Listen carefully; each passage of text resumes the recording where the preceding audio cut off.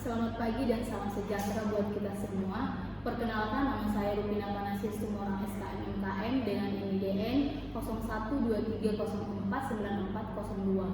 Saya dosen tetap di Institut Kesehatan Helvetia Medan di Prodi D4 Keselamatan dan Kesehatan Kerja atau K3. Saya dosen sejak tahun 2021. Bidang keahlian saya yaitu keselamatan dan kesehatan kerja. Di sini saya ada melakukan tridharma perguruan tinggi, salah satunya yaitu pendidikan dengan melakukan pengajaran. Mata kuliah yang saya ampu yaitu keselamatan dan kesehatan kerja konstruksi dengan bobot SKS 2 SKS.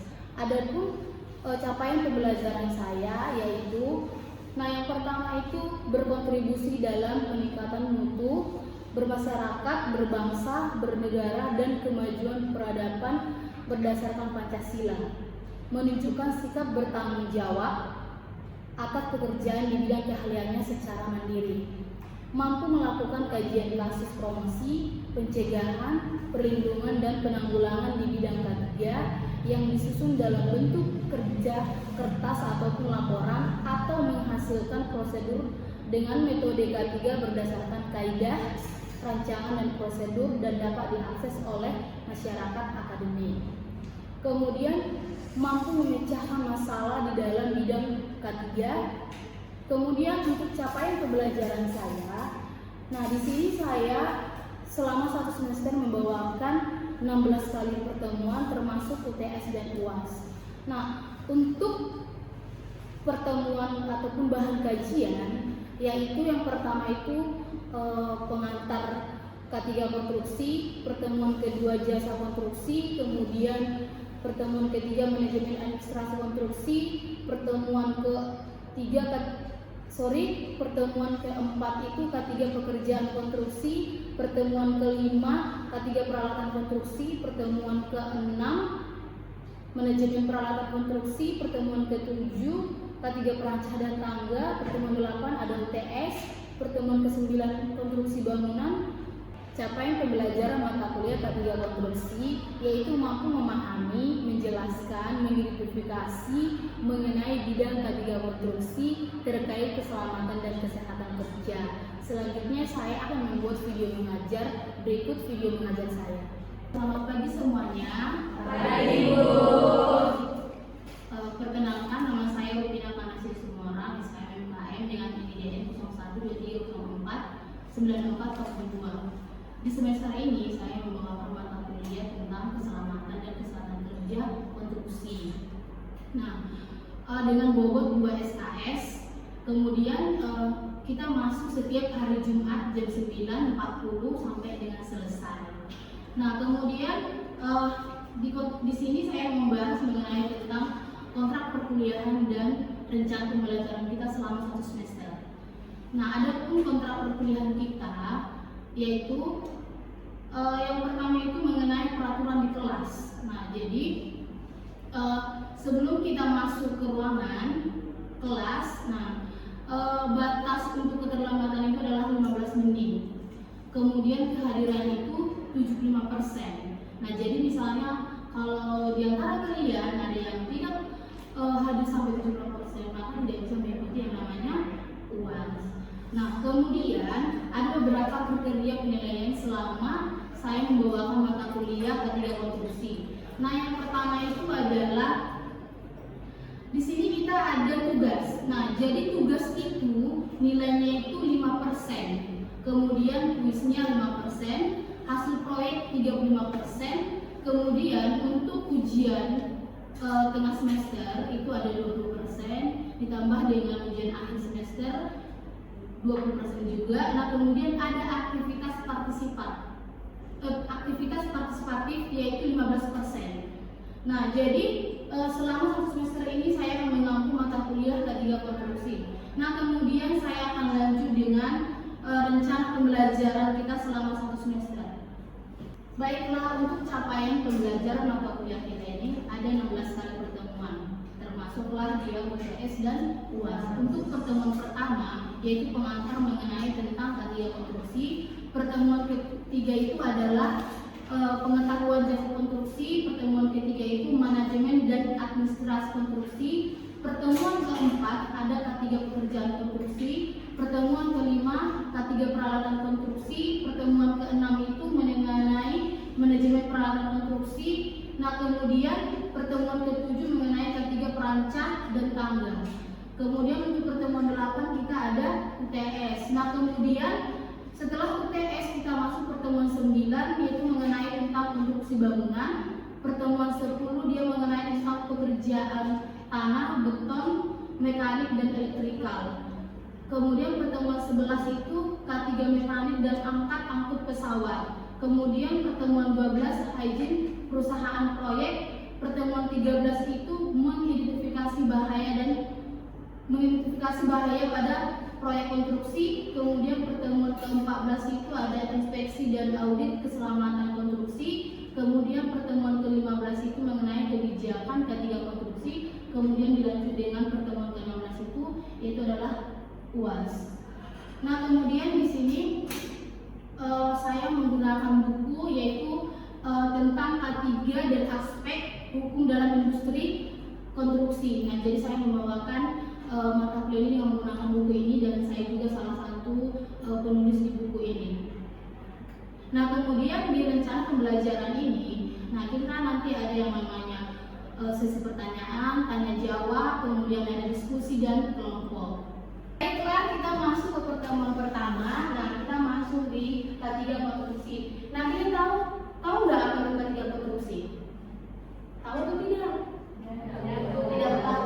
Oke lah, saya jelaskan sedikit ya. Nah, jadi K3 konstruksi itu adalah upaya yang dilakukan untuk mencegah terjadinya kecelakaan kerja dan penyakit akibat kerja. Nah, jadi di sini di dalam konstruksi itu ada banyak ya. Nah, seperti misalnya kayak kegiatan pembangunan, perbaikan, pembongkaran, kemudian ada pemeliharaan. Nah, pembongkaran ini ada banyak ya, ada bangunan misalnya, kemudian juga konstruksi ini ada juga untuk kayak pekerjaan beton, penggalian tanah dan lain-lainnya. Nah, kemudian di sini apa sih tujuan dari K3 konstruksi itu? Nah, jadi saya jelaskan di sini. Nah, yang menjadi tujuan dari K3 konstruksi itu adalah yang pertama, mencegah kecelakaan kerja dan penyakit akibat kerja. Nah, tujuannya untuk apa sih mencegah kecelakaan kerja dan penyakit akibat kerja? Karena kita tahu di dalam perusahaan itu pasti mungkin akan terjadi yang namanya kecelakaan kerja, bahkan mungkin penyakit akibat kerja akibat dari paparan pekerjaan yang dilakukan. Nah, kemudian melindungi keselamatan pekerja, pengguna jasa dan masyarakat sekitar. Artinya di sini setiap pekerja itu harus dilindungi. Nah, kalian tahu kan undang-undang nomor berapa? Nah, untuk undang-undang keselamatan kerja itu ada di Undang-Undang nomor 1 tahun 1970. Nah, jadi di situ dikatakan bahwasannya setiap pekerja itu ada hak dan kewajiban serta perlindungan. Nah, bagaimana supaya pekerja itu dalam melakukan proses pekerjaannya itu bisa selamat dan sehat. Nah, kemudian menjamin proses konstruksi berjalan aman, efisien dan sesuai regulasi. Nah, kemudian menurunkan biaya akibat kecelakaan kerja ataupun kompensasi downtime dan lain-lainnya. Nah, kemudian boleh dilihat enggak? Boleh nggak dilihat gambar itu kenapa coba? Kecelakaan kerja. Nah, yang di atas itu dia kecelakaan kerja, terjatuh, jadi dia diangkat sama teman-temannya. Nah, apa penyebabnya itu? Kenapa bisa terjadi kecelakaan kerja?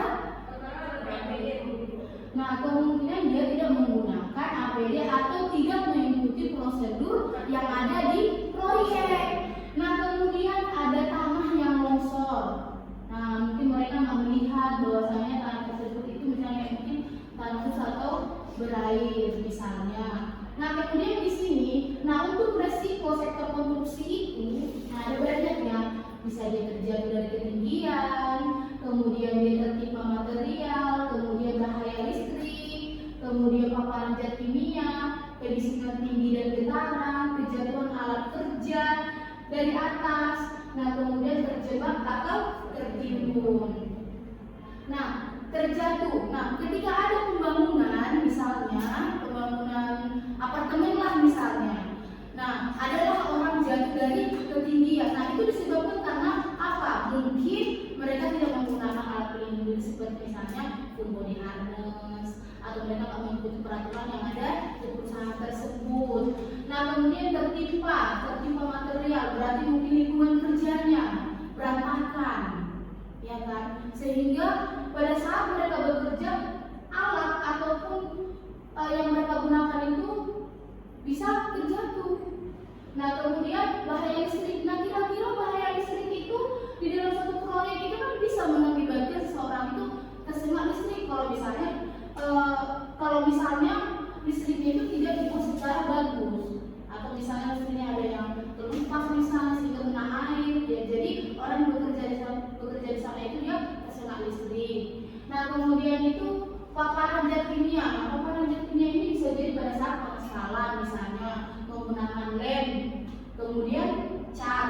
Nah, setelah itu, nah kebisingan berapa? NAB kebisingan kita nggak berapa?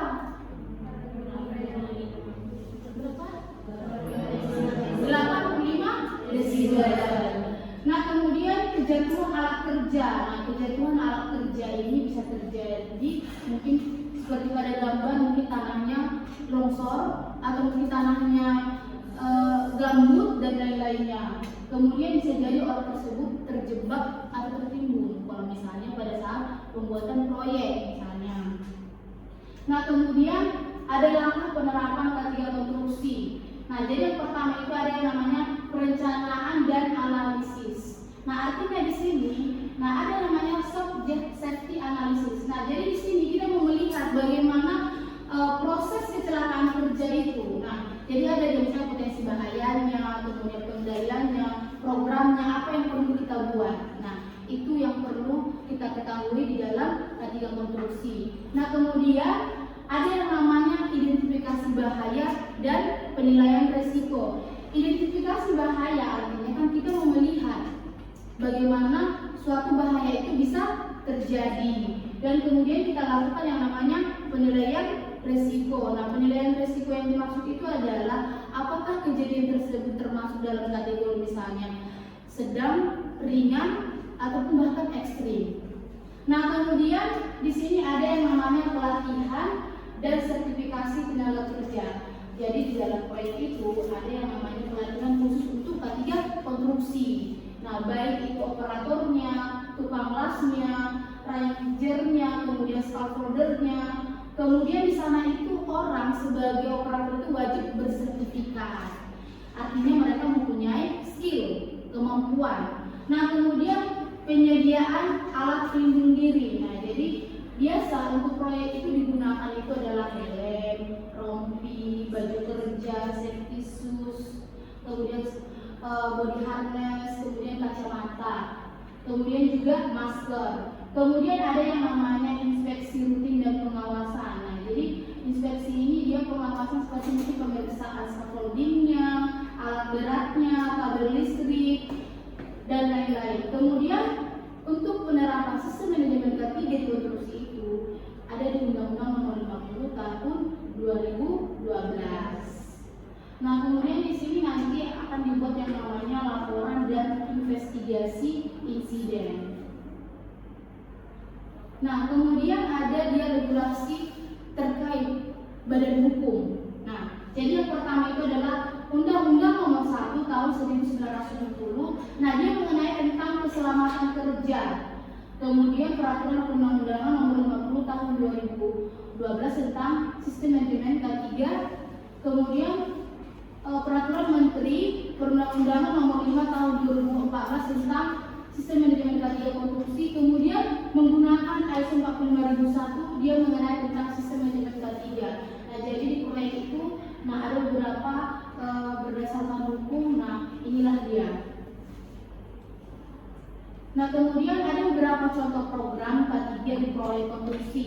Nah, yang pertama toolbox meeting harian. Nah, toolbox meeting harian itu artinya adalah mereka akan membuat kegiatan mereka satu hari ini mau ngapain saja. Apa yang kegiatan yang akan mereka lakukan. Nah, kemudian ada yang namanya safety patrol mingguan. Jadi ini per minggu. Nah, kegiatan itu diawasi selama seminggu. Nah, kemudian pelatihan evakuasi darurat. Nah, pelatihan evakuasi darurat ini maksudnya adalah Jadi orang-orang pekerja itu dilakukan yang namanya pelatihan, seperti misalnya ketika terjadi bencana kayak banjir, kebakaran, gempa dan lain-lainnya. Kemudian papan informasi K3 dan banner safety. Nah, papan informasi K3 artinya di dalam suatu perusahaan itu ada dia dibuat mengenai tentang keselamatan dan kesehatan kerja di perusahaan tersebut. Misalnya nih, ini tidak boleh masuk ke sini karena yang masuk ke sini hanya pekerja saja. Nah, di dalam suatu perusahaan itu ada informasi-informasi penting yang dimana orang tidak sembarangan masuk ke dalam perusahaan tersebut.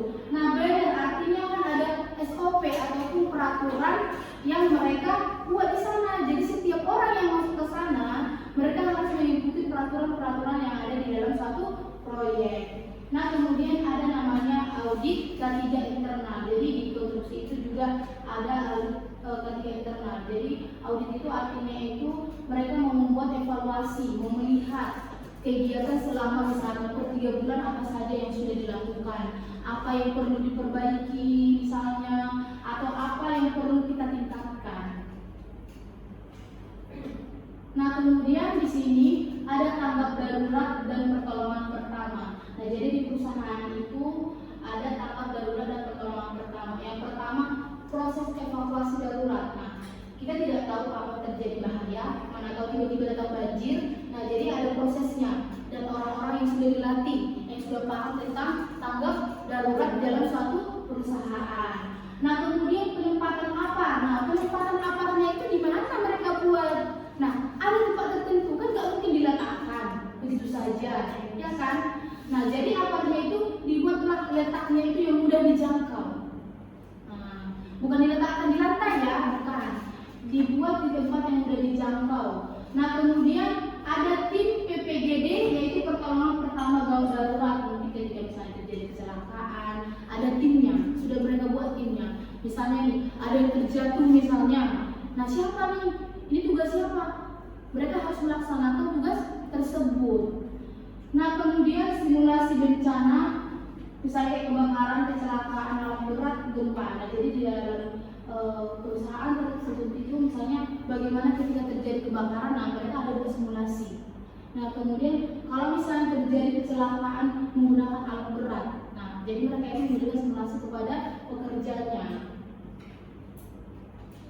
Nah, kemudian peran dan tanggung jawab pihak terkait. Nah, jadi di sini siapa sih sebenarnya yang bertanggung jawab di dalam suatu proyek itu? Nah, yang pertama pimpinan proyek. Nah, pimpinan proyek artinya dialah yang bertanggung jawab atas pelaksanaan ketiga di dalam proyek tersebut. Nah, kemudian pengawas lapangan. Nah, pengawas lapangan itu adalah dialah yang memastikan apakah K3 itu dilaksanakan atau tidak, pekerjanya mematuhi atau tidak, atau pekerjanya main-main saja. Malah mereka melanggar aturan yang sudah dibuat perusahaan. Nah, kemudian pekerja. Nah, di sini juga pekerja wajib mematuhi standar operasional prosedur yang ada di perusahaan dan menggunakan alat pelindung diri pada saat bekerja. Nah, kemudian tim K3 proyek. Nah, tim K3 proyek ini kan ada di monitoring, kemudian inspeksi, dan pelaporan. Jadi mereka semualah yang bertanggung jawab di dalam suatu proyek yang misalnya kalau dilakukan. Nah, kemudian ada dokumentasi K3 di proyek konstruksi. Nah, yang pertama itu ada namanya rencana keselamatan dan kesehatan kerja, RK3K. Rencana artinya mereka mau membuat bagaimana supaya lebih meningkatkan keselamatan dan kesehatan kerja di dalam suatu perusahaan. Nah, apa-apa aja perlu program yang harus kita buat misalnya. Nah, kemudian laporan kecelakaan. Artinya di sini, nah setiap kecelakaan yang ada di dalam suatu perusahaan harus dilaporkan dengan mungkin menggunakan formulir. Contoh misalnya Senin 27 April 2023 misalnya. Nah, kegiatan hari ini. Nah, ada kecelakaan tertimpa alat berat misalnya. Itu harus dilaporkan. Nah, dia tertimpa karena apa? Apa penyebabnya? Nah, itu dijelaskan semua nanti di sana. Jadi laporan itu harus dibuat per minggu ataupun mungkin per bulan. Nah, kemudian checklist inspeksi. Nah, inspeksi itu biasanya kan untuk melihat bagaimana kegiatan yang ada di dalam suatu proyek. Nah, jadi untuk checklistnya itu yang mau dilihat itu mungkin peralatannya, prosesnya, pekerjaannya, dan yang lain-lainnya. Kemudian ada laporan safety meeting. Nah, laporan safety meeting ini adalah apakah mereka sudah membuat kegiatan pertemuan singkat, misalnya mungkin memberikan pengarahan pengarahan sebelum mereka bekerja. Nah, jadi sebelum bekerja itu mau ngapain saja, terus kemudian mengingatkan mereka supaya menjaga keselamatan dan kesehatan mereka selama mereka bekerja. Kemudian catatan pelatihan ketiga. Kalau yang namanya catatan pelatihan ketiga ini adalah suatu perusahaan itu ada beberapa mungkin mengikuti pelatihan, jadi siapa saja, jadi harus lengkap catatannya. Nah, kemudian inspeksi dan audit ketiga konstruksi. Nah, jadi di sini inspeksi yang dimaksud itu tujuan mereka melakukan inspeksi ketiga itu untuk apa? Nah, namanya dia inspeksi ketiga, berarti tujuannya adalah untuk meningkatkan keselamatan dan kesehatan para pekerja supaya pekerja itu aman, efisien, dan produktivitas dalam mengerjakan pekerjaannya. Kemudian di sini ada jenis inspeksi. Nah, jenis inspeksi itu ada dia harian. Nah, harian itu dilakukan oleh mandor. Jadi dia memang melihat bagaimana kinerja dari pekerjanya. Kemudian mingguan. Nah, mingguan ini, dia dilakukan oleh safety officer-nya. Jadi dialah yang memeriksa bagaimana jalannya suatu proses di dalam suatu perusahaan. Kemudian ada audit internal bulanan. Nah, kemudian ada checklist inspeksi. Nah, checklist inspeksi ini, dia berupa scaffolding, alat berat, APAR, APD, pekerja, dan lain-lainnya. Oke, kita masuk ke budaya K3 atau safety kultur. Nah, jadi di sini definisinya itu adalah nilai dan perilaku yang mendukung untuk keselamatan kesehatan kerja sebagai prioritas. Nah, ciri budaya K3 itu, pertama itu adalah pelaporan insiden tanpa takut disalahkan. Kemudian pimpinan aktif terlibat dalam kegiatan K3. Nah, kemudian karyawan peduli dan saling mengingatkan. Kemudian cara membangun budaya K3. Nah, yang pertama itu adalah pelatihan berkelanjutan, dilanjut dengan memberikan penghargaan bagi pekerja yang taat pada K3. Kemudian komunikasi efektif seperti safety board, meeting, media sosial, proyek, dan lain-lainnya. Oke, sampai di sini penjelasan dari saya. Apakah ada yang bertanya? Saya, Bu. Oke, silahkan Dinda. Baik, Bu. Sebelumnya saya ingin bertanya apa saja yang harus digunakan untuk penerapan ketiga konstruksi. Terima kasih, Bu. Oke, nah jadi yang digunakan untuk penerapan K3 di dalam konstruksi itu ada banyak. Nah, saya pilih salah satunya itu peralatan K3 seperti APD, alat pelindung diri. Nah, alat pelindung diri yang digunakan di dalam suatu konstruksi itu adalah helm, rompi, masker, full body harness, kemudian kacamata safety shoes. Nah, mungkin juga bagaimana sistem manajemen K3 di dalam suatu perusahaan itu ada yang namanya SOP juga, standar operasional prosedurnya. Nah, bagaimana di dalam suatu proyek itu bisa mengambil seperti kayak kebijakan, kemudian pelaksanaan, perencanaan, monitoring dan evaluasi, kemudian peninjauan ulang. Nah, mungkin untuk penerapan sistem manajemen K3 itu berupa seperti itu. Apakah Dinda sudah paham atau belum? Oke, ada lagi yang bertanya? Silakan Ariel. Apa saja dampak apabila suatu perusahaan tidak menerapkan prosedur K3 di lingkungan kerja? Oke, apa saja dampak apabila suatu perusahaan tidak menerapkan yang namanya prosedur K3? Nah, dampaknya itu yang pertama adalah jam kerja. Nah, jam kerja bisa hilang karena diakibatkan karena kecelakaan kerja, ya kan? Kemudian image perusahaan itu jadi hilang, jadi nggak bagus karena mungkin terjadi kecelakaan kerja. Nah, kemudian itu suatu perusahaan bisa juga mengakibatkan kerugian material, bahkan mungkin mengakibatkan kematian. Oke, mungkin itu saja dari saya. Ada yang mau ditambahi Ariel atau Ariel ada yang mau tambahin ke saya? Sudah paham Ariel? Ada yang mau ditanya?